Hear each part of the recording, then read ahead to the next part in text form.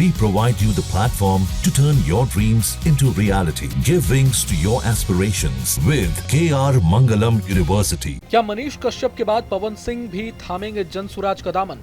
मनीष कश्यप ने तो प्रशांत किशोर का हाथ थाम लिया है, लेकिन साथ ही साथ भोजपुरी स्टार पवन सिंह के जनसुराज ज्वाइन करने की चर्चा जोरों पर है। अब तो ऐसा भी कहा जाने लगा है कि अगर पवन सिंह प्रशांत किशोर की पार्टी जनसुराज ज्वाइन करते हैं तो वो और अक्षरा सिंह फिर से एक साथ नजर आ सकते हैं। लेकिन सच्चाई क्या है, ये हर कोई जानना चाहता है।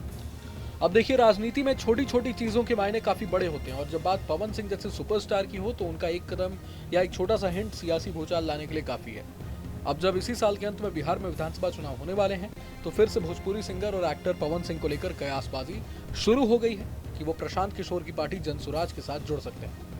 हाल ही में पवन सिंह की एक तस्वीर भी काफी वायरल हुई थी जिसमें वे पीले रंग का पटका पहने नजर आ रहे थे। इस तस्वीर को जनसुराज के कई सोशल मीडिया प्लेटफॉर्म से भी पोस्ट किया गया। साथ ही साथ ये फोटो पवन सिंह के सोशल मीडिया प्लेटफॉर्म पर भी अपलोडेड है।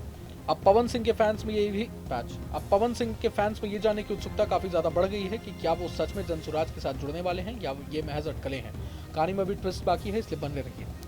हाल ही में बिहार में चर्चित यूट्यूबर मनीष कश्यप ने भोजपुरी पावर स्टार पवन सिंह से लखनऊ में मुलाकात की थी। मनीष कश्यप ने सोशल मीडिया पर एक फोटो शेयर की। फोटो में मनीष, पवन सिंह और उनकी मां हैं। पवन की मां मनीष कश्यप और पवन सिंह को आशीर्वाद दे रही थी। गौरतलब है कि मनीष कश्यप ने बीजेपी छोड़ दी है, वहीं पवन सिंह का भी पहला चुनाव सफल नहीं रहा था।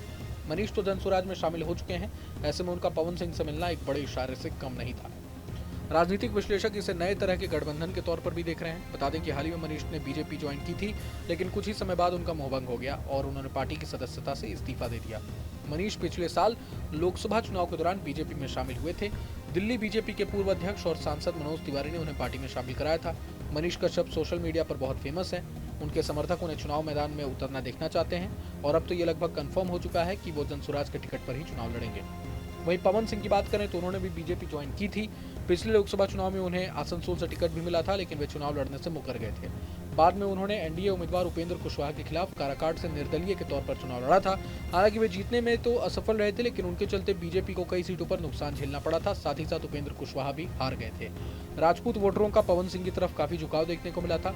इस बार भी पवन सिंह विधानसभा चुनाव लड़ने के मोड में नजर आ रहे हैं। जाहिर है कि जनसुराज को भी ऐसे चेहरे की जरूरत है जो बिहार में उसका जनाधार स्थापित करने में बहुत मददगार साबित हो सके। अब पवन सिंह क्या सच में पीके के साथ आएंगे?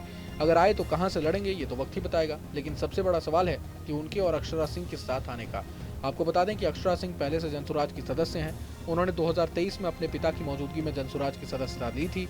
अब लोगों का मानना है कि अगर पवन सिंह भी जनसुराज ज्वाइन कर लें तो हो सकता है कि वो और अक्षरा साथ में चुनाव प्रचार करें। लेकिन ऐसा सच में होगा, इसकी गुंजाइश कम ही लगती है, क्योंकि अब दोनों ही स्टार्स के बीच दूरियां काफी ज्यादा बढ़ चुकी हैं।